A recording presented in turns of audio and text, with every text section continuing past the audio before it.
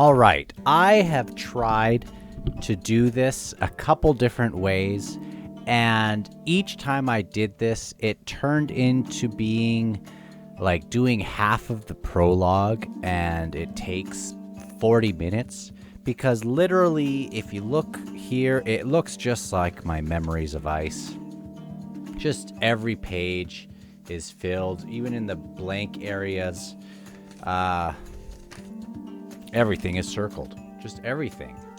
And when you mark everything like that, you end up marking nothing, is the thing that people say. But I do find that in the moment, it is helping to drive my eye and to force me to find some of the key elements that are supposed to stand out. And I think a part of the reason why some of the stuff from the Bone Hunters didn't hit is because that's the one where I didn't mark almost anything, except for at the very start.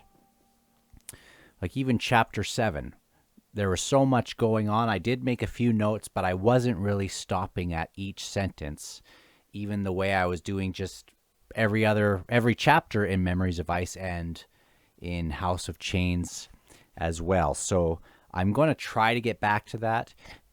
You don't have to do that, but I know for me, it might just be a reading comprehension thing.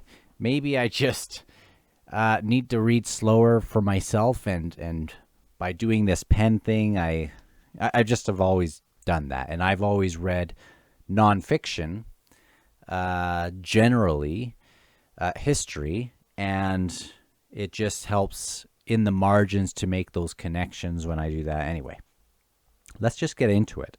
Now, I think instead of reading through each of these parts, because the last time I did it when it was 40 minutes, I think I read maybe 80% of it and then was talking in between. And we can't do that because in one regard, I don't need to do that for you guys if you've read that.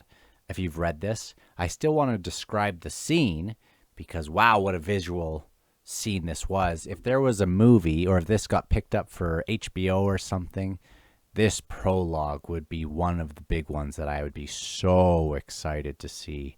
Imagine finally seeing this Kilmandaros. Anyway, just amazing. And we get Animander Rake in this. We get Gothos, and we get Siltius. No, we get Scavendari Bloodeye. We get Kilmandaros. We get Male. And it's just amazing. Now, instead of going through each of these points, I want to just do some certain elements of this that really stood out, that seemed to really kind of be some light bulb moments for me. You know, a lot of this stuff that I do get a light bulb moment, I did know once, but it's just with how much happens. I start to think that my crazy theories that are filling the blanks are real. And sometimes I have to go, oh, no, it's clearly this because we learned that already. So this prologue has been great at kind of relighting some of those light bulbs that I forgot about. Now, I just have to mention this prologue, which matches with Midnight Tides, is just another extension of that. I have to say that now in retrospect, Midnight Tides seems like such a great sequel to Memories of Ice, especially some of those concepts, those big concepts. Ice was the biggest one, or one of the biggest ones. And we saw what happened with that. I mean, it's in the name, Memories of Ice, and how it freezes time. And we started to kind of wonder if that's how it happens and what that really means. And we see how it is used at the end of Memories of Ice as kind of like a cold pack for burn, but that's not going to last forever. It's just for the time being to slow that fever. Now, Midnight Tides was such a great sequel to some of that concept, especially with we get this first part of the prologue that we get in Reaper's Gale. We get that there. Uh, but it just sets the scene a little more for why that happened. That one was so much about the the betrayal, and then about Male and Gothos, their little deal. And Male wanted him to just freeze everything, do that ritual, and okay. Anyway, I'm rambling a little bit, but that concept is very cool. And we had tons of ice in Midnight Tides, that ice field. I was so excited to get to an ice field. Rulad's sword is there. We have all these layers going down, and it's just so cool. So cool. Now, in this, it sets the tone real quick. We are at the Curled Emerlon, in the Age of Sundering. It's this fracture, and it sets the tone real quick. Really low tone, which I like because it gives more chance for the light to come out of it. But it says, in a landscape torn with grief, the carcasses of 6 dragons lay strewn in a ragged row, reaching 1,000 or more paces. And we have this, also this blood that is oozing out of it. And these spirits are kind of going towards it. It reminds me of, this is the Tistandi spirits that have just been killed, I assume, going to this blood. And the blood of dragons obviously is super symbolic and important. These most powerful creatures. And it kind of, as it solidifies, and I didn't really know if it's solidifying because it is freezing, because Gothos is doing its thing, or if that just happens with dragon blood, but I'm pretty sure it's the ice, and it's like they're being frozen in time. Even the spirits are being frozen, and it's just so cool. So cool. And I do think of the jade statues that were frozen in those, or the whatever it is, whatever those things are, the spirits or whatever is going on with those. And then we have this lumbering creature that is introduced as almost this, it's got the shoulder width of a Toblakai. It's massive. It's pale. It seems like it would be a lumbering creature, but its brow shoots forward. It's aggressive, blood on its hands, and it seems like this ultimate dealer of death. And I mean, that is exactly what it is. But it is, you don't really know that this is a sentient being. And then this next page here, we get the sense that it's a woman, and her stride, it strode past the battered, rotting carcasses. The motion of its gait was strangely fluid, which is so cool. So cool, because it's not lumbering. It's, even though this lady, this elder goddess Kilmandaros, is massive, she's super intelligent, obviously, from the rest of what we get from her. And I've been so looking forward to this person. But also, she is very powerful. She has messed with this group of dragons, and there's dragons fleeing. One thing that I love from this series is that progression of power. At the start of Gardens of the Moon, we got the Hounds of Shadow, and more powerful than them are the Hounds of Dark. We had the Jagged, we had the Kachane Chamal, we have the Forquerless Sail. It just is this increase, and now we have this Kilmandaros. Just so cool. And she's also, another thing that is interesting, it's this, she's earthbound, looking up at these flying dragons who are, kind of the conquerors of the sky. And then I think, in just the way I usually come to some conclusions, I think of the Leviathan when you think of the ones who rule the sky. This one almost seems like the behemoth ruling land. And then we have word of, or the expression of, as people are coming in, or all these beings are coming into curled Emerald to get their piece. It's like them consuming the Leviathan, this beast that cannot be beaten. But it is beaten, and now if you go into some of the mythology around the Leviathan, and there are all these different tales about it, sometimes it would be about it just being, one of these animals where they had to get rid of. It was just one of them. Creating a mate for it would just be too dangerous. Remember how in this we've had the Jagged chased after and all this. Just look at the potential in these beings. They're super powerful, and we get that sense when we get to Gothos and the Forkroll Assail and everything. Anyway, another part of the Leviathan is like this being that can't be destroyed. But sometimes also there are these included with that is that it does get destroyed, and then there is this big feast afterwards. So it's interesting that Steven Erikson would throw this in there because it's just very neat. Everyone's coming in to take part in curled Emerald and take their fragments. We have it in with the whirlwind. I can't go down those rabbit holes. So this is going too long.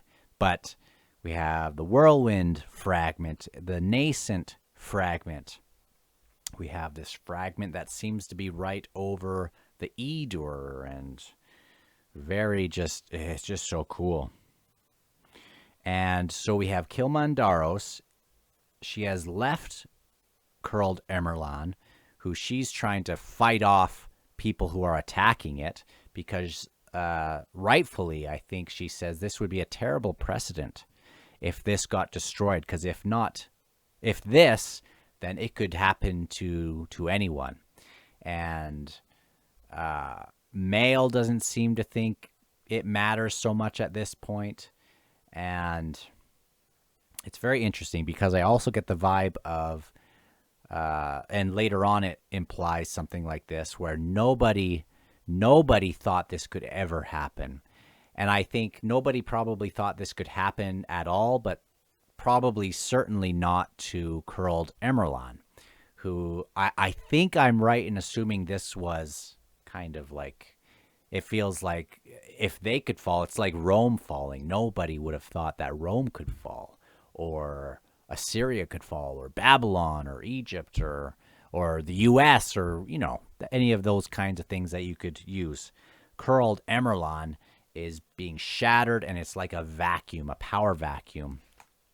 Go to one of those timelines of empires. There's a cool one that I saw on YouTube, and you can see that they spread.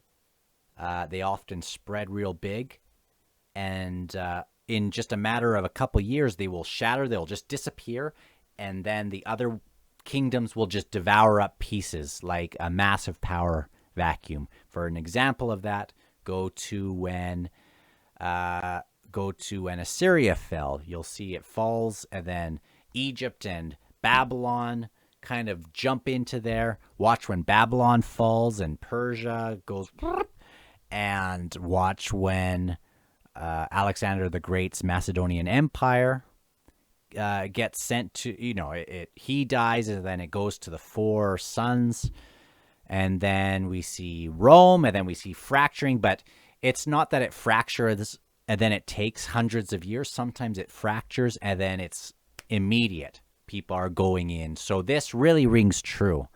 And it's very interesting. Nobody thought this could happen. And everything here just reeks of total, complete death. We have this description of brittle eyes, which sounds like even the blood has gone hard. There's just nothing, or even sucked dry. like a dry stick. You just cannot inject any life back into it. We don't have any green thumbs in my family, so we've killed lots of plants. But there have been times where even these most sickly plants come back. This is not happening, sounds like, with curled emerald. It is in its convulsive death throes, which also makes it so interesting that it is the firstborn of the union of light and dark, and it's just fracturing. We have light and dark, and in the middle, it's always got people vying for just a little bit more. And so they either take it and it breaks, or they defend it, and it's just wild.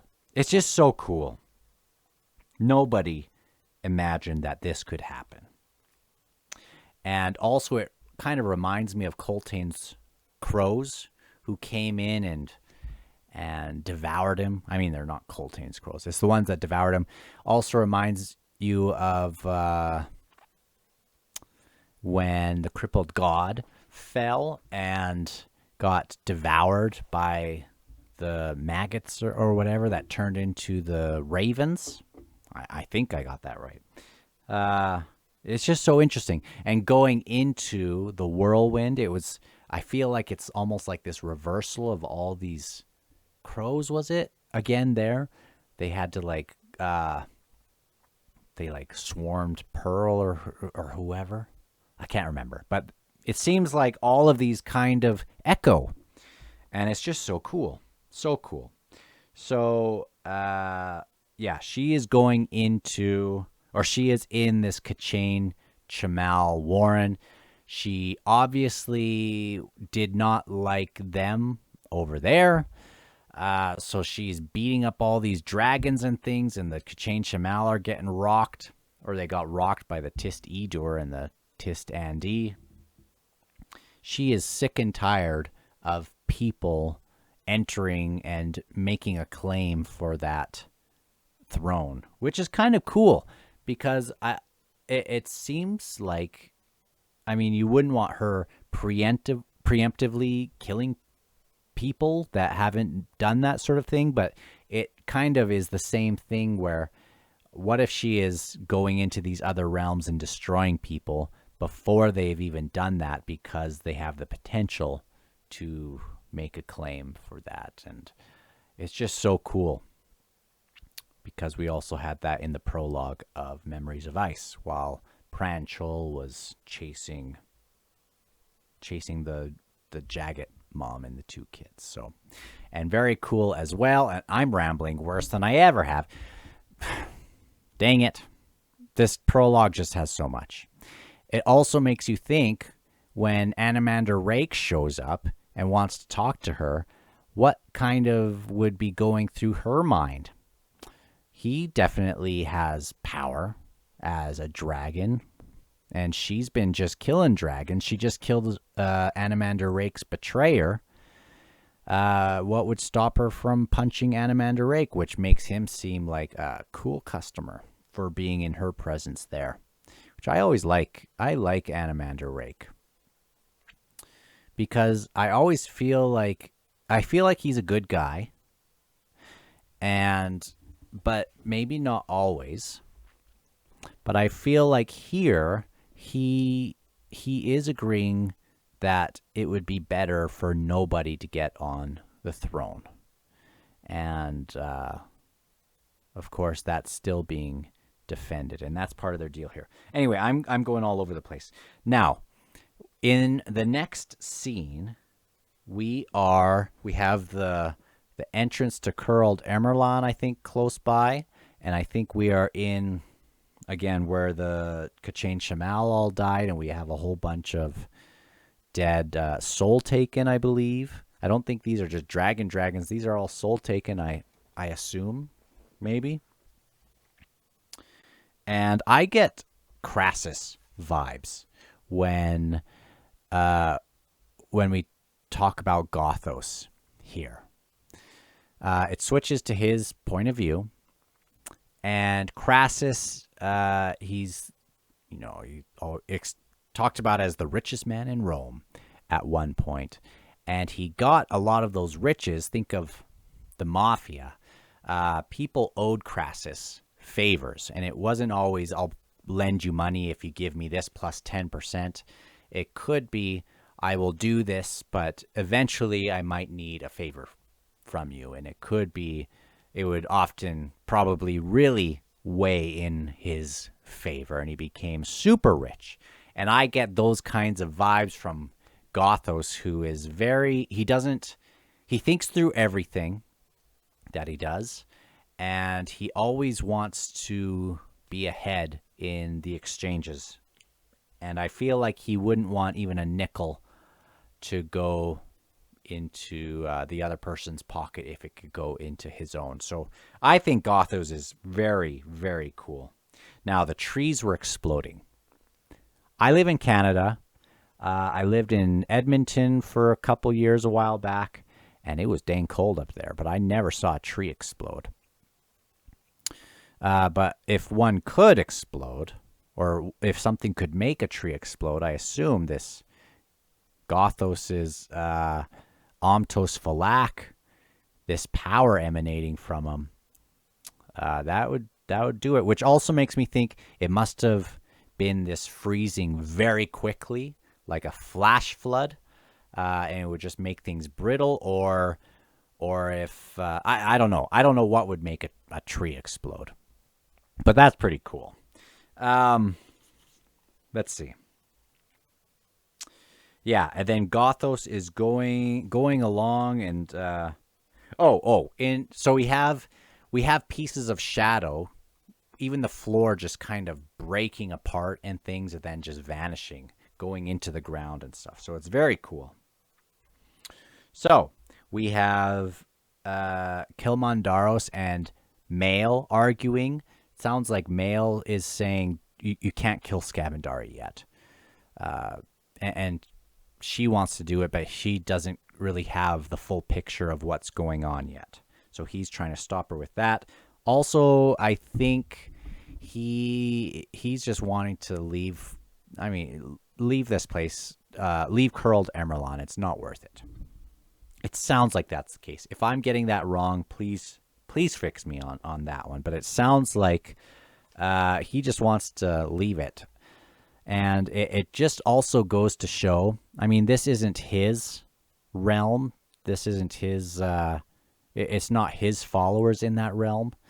I don't think it sounds like this is in Curled Emerlon, this is where, actually, I don't know. It doesn't seem like this would be hers, because this is the union of Mother Dark and Father Light, and it sounds like it's just her children who are really mucking things up, I guess. And when it describes her, it mentions that there are each limb revealed to possess extra joints, which makes you think of the Forquerel Assail. So it must be her children or her followers or something.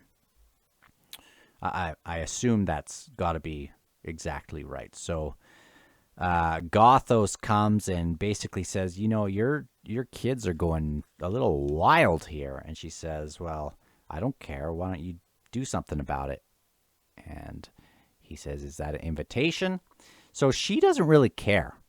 I mean, she has her kids, and if they're like her, obviously they are super intense probably, but this Forquerel Assail that we saw under the rock was not like this big lumbering beast. It was like this frail, kind of thin something. But I mean, it messed up Karsa, or messed up Delum. Who was it? Yeah, the blood, mind blood or whatever that messed up Delin. These guys are no joke. So if they come from her, then yeah. It sounds like sometimes these gods don't really care, as long as it benefits them. But it's interesting that she still wants to protect this Curled Emerlon. Okay, now they are bickering, and she says, you can't do, or he says, Male says, you can't kill Scabandari yet. We need to have this Finist built.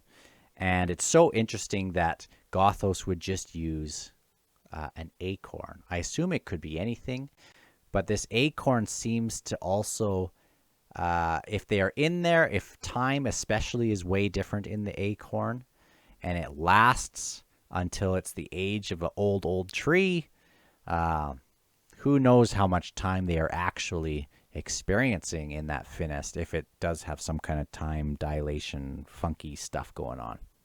But very interesting. And I think of Quickben's little creature guy with the acorn head, and, there's just a lot of things to consider. Okay. And this is just so visual. It would just be so cool to see this. Eventually, she does. It's time to trap Scabandari because death doesn't really work right in this realm. Everything's a little bit funky after he's done this ritual, which also kind of opens up your eyes with the Tistandi with their heads cut off.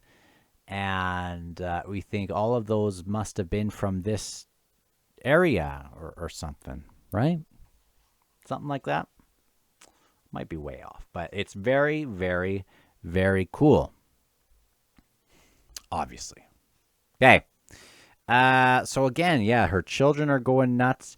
And it makes me think, okay, good thing the Fork-Roll Assail are gone, except for we still do have one. And did she just bounce? She can't just be gone. The one that was in that cave.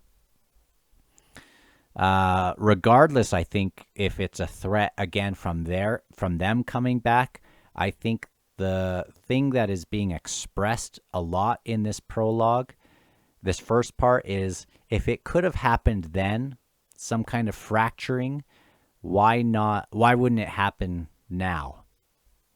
And it makes you also think, I thought this convergence was clearly all these great, like I thought the Skykeeps were going to show up, and but I didn't really consider the power of these gods and how maybe them getting too involved is like a nuclear, it could just destroy everything. So now they have to be in this constant tension or Cold War. And we've seen them start to play their cards a little bit more forward in the Bone Hunters. And I think the further I get through this, I will think about some of those moments in the last half of the Bone Hunters especially, and think that was like when they started to do things that could not be undone. But that's just a guess. Very cool, guys. Okay. And let's see. So I can skip some of this, but I don't want to miss much. Scabandari gets put into this acorn. And it's interesting because we know that Gothos eventually goes there. I think, did he get trapped there is he doing this on purpose, or did he get trapped there? And, it's just so much to consider, knowing that we've also had Icarium trying to break him out. Man. Okay. Yeah, so Kilmandaros, she's just trying to destroy anyone who is going to come into that realm, but it seems like she has an extra hatred of dragons, which makes it extra interesting when Animandaris Perrake or Animander Rake shows up and doesn't flee. In fact, he is quite cold here. And he doesn't really, he was very warm after a while with people like Whiskey Jack. But here it's like he is not going to let anyone out intimidate him or anything like that. And he makes this deal with her. That he's powerful, and he could totally make a play for the throne, but instead he is going to promise to defend it. But it comes with this extra thing. The very last sentence of this scene where they go in, they close the path behind them, and it's like they're going to do this purge of the rest that are in there. It's a cleansing, and we've heard, when they use the word cleansing, it makes you think that they are targeting people, innocent or not, and just going to destroy them all, which makes you also think of how would this weigh on Anamander Rake, who right now seems... Remember that scene in Memories of Ice where Whiskey Jack was destroying, was being, everyone was watching Whiskey Jack do this thing, and everyone was just weeping for the guy. And this had a massive effect, this thing where it felt like he was killing innocent or people who have already given up or whatever. I can't remember everything, but it was a really emotional scene, and it really weighed on him. And we had Anamander Rake, who was doing this as a gesture of love towards Whiskey Jack, saying, I will take this load upon myself so you don't have to have it on you. Really, in a lot of ways, Anamander feels like a bit of a shield anvil in that moment, in the way that Ikovian was a shield anvil, and now we have Hoborik, and Whiskey Jack feels like everyone was shield anviling Whiskey Jack's pain and wanting to take it upon them because they all love the guy. And when you have a friend, a true friend, you take that on yourself. And I was just thinking, it's Father's Day tomorrow, and I was thinking my wife is kind of like a destriant in our family, where she gives and she gives and she gives, and it just takes from her. And I've tried to be helpful in that too, but I've tried to be maybe more of a shield anvil. Like if you need someone, if my kids need someone, you take on what they can give. And that seems like a lot of fathers do that, and mothers. But since it's Father's Day, I thought I would share that. Okay, so is there anything else that is worth talking about in this? It's just very cool because, so we saw that he's going to go in there, and I don't know what he's going to do, but it sounds like there's going to be some killing the innocents type of stuff. And we've only made it halfway through the prologue, but man, it's just amazing. It's just amazing. And I just think of Troll. Of course, I think of Troll. And that last scene in the Bone Hunters, Icarium being wielded like a weapon, Troll being there in defense, Onrak being there, a lot of these kids dying, Quick Ben, the aerosol showing up, like it's just the craziest series, and it's so good. It's so good that in 34 minutes, we can take 34 minutes to talk about 8 pages. And who knows? I don't think the next part of the prologue will take this long, but I'm not going to do it in this video. So I will see you on the next one.